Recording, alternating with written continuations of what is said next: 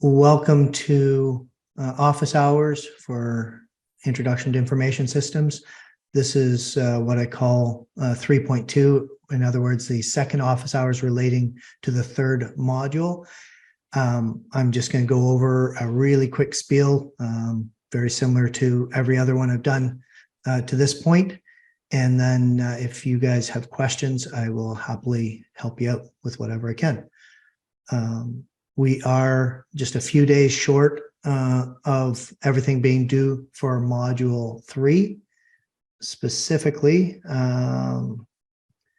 things are due on October 19th. So on Wednesday, October 19th at 11:59:00, what needs to be done are the practices for Chapter 5, Chapter 6, and Tech Guide 2.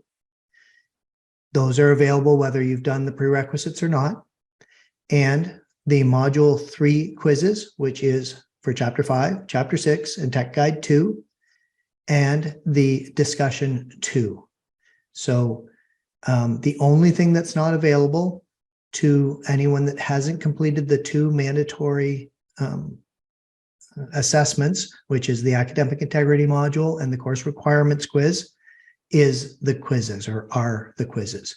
So if you haven't, for whatever reason, if you're one of the 8 or 10 people that still hasn't done either provided proof of the Academic Integrity Module or haven't successfully completed the 20-question Course Requirements Quiz, I would suggest you do that.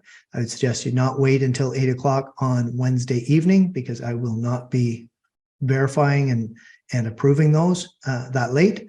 So please do go ahead and do those as fast as possible so that I can get them marked and noted as complete so that your quizzes will be available. At this point, you've got somewhere between 21 and 24% of your mark that would be displayed. And I say that because if we're just talking about all the marks up until Module 2, the end of Module 2, including Discussion 1, that's 21%. If you've gone ahead, or if you're already far enough that you've done the practices for Module 3, then there's up to 3 marks there. If you've done the quizzes for Module 3, you won't get a mark until the quizzes close. And yeah, so that's why I'm saying it's 21 to 24%. So when you look at that mark, that's sitting in your My Grades, that's out of 21 to 24, depending on whether you've done the practices for Module 3 or not yet. There are a lot of people that should be deeply concerned about their mark. I've probably got 25% of the class that is failing abysmally at this point. So there's people every term that don't ever log in. That's fine. But I've got people that have completed the mandatory 2 submissions and haven't done a darn thing besides that actually have a 0, haven't done a quiz or a practice or whatever. And there's quite a few people that are sitting with 3 out of 21 or 5 out of 21. So you better pick it up if you're in that group.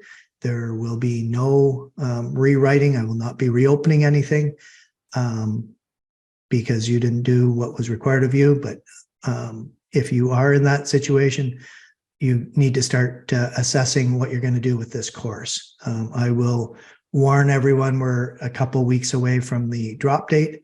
I will warn everyone in front of that, but it's in the syllabus for you to verify yourself.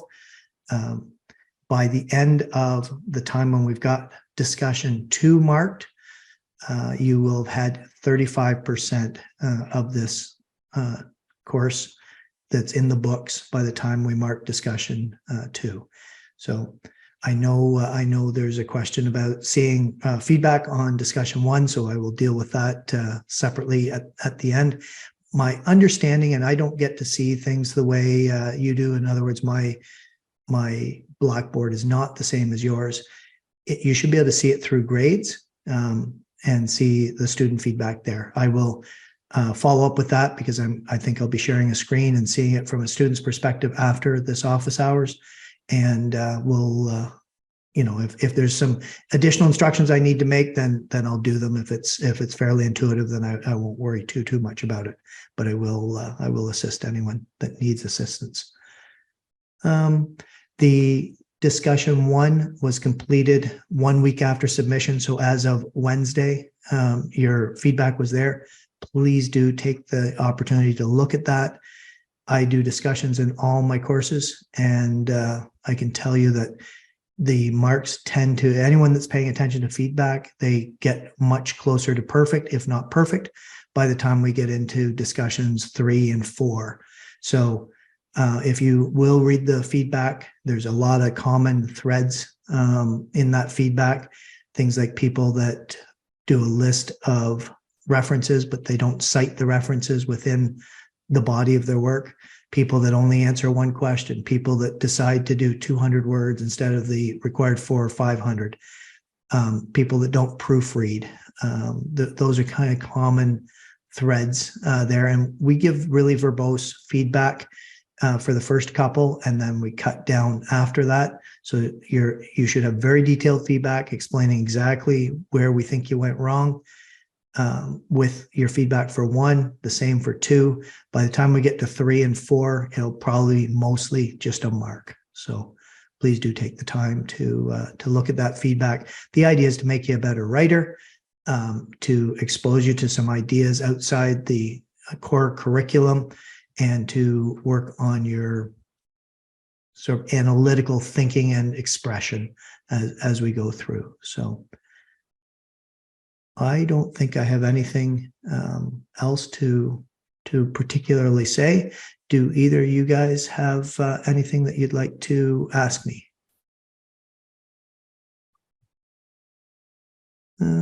So I see I received a 5.7, might even be a 5.75. Yeah, you should always get feedback. Good. That sounds like you did a really good job, obviously. Really good mark. I think I may have looked at that one, like specifically. You should have feedback, and if you bear with me, I won't share it on the screen, but I will make sure that there was feedback there.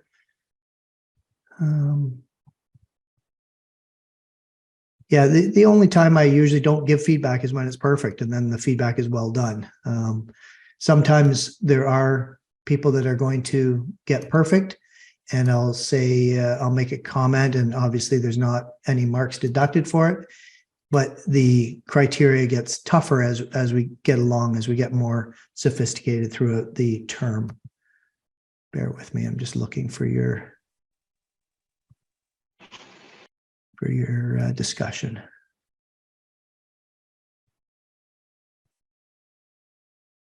All right. Yep, there's extensive feedback here.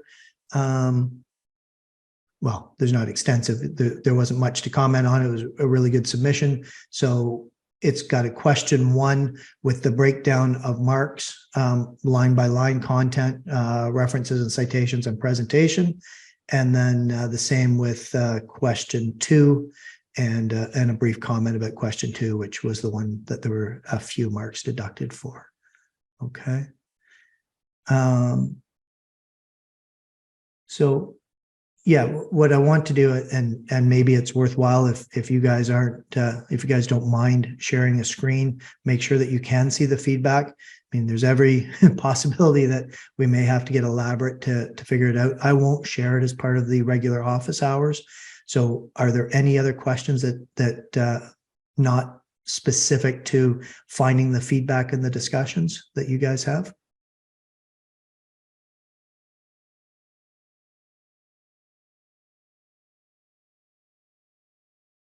I'm going to take that as a no.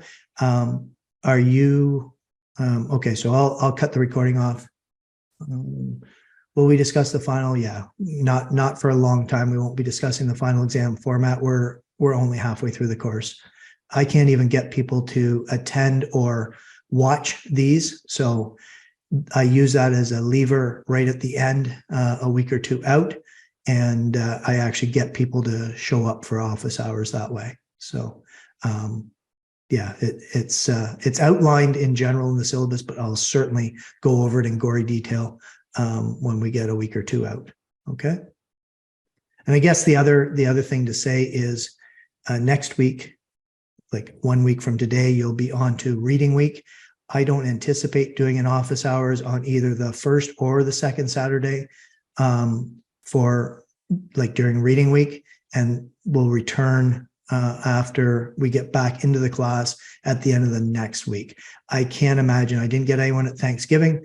I can't imagine that I'm going to get people swinging by on their Saturday during reading week. So either at the beginning or the end of reading week.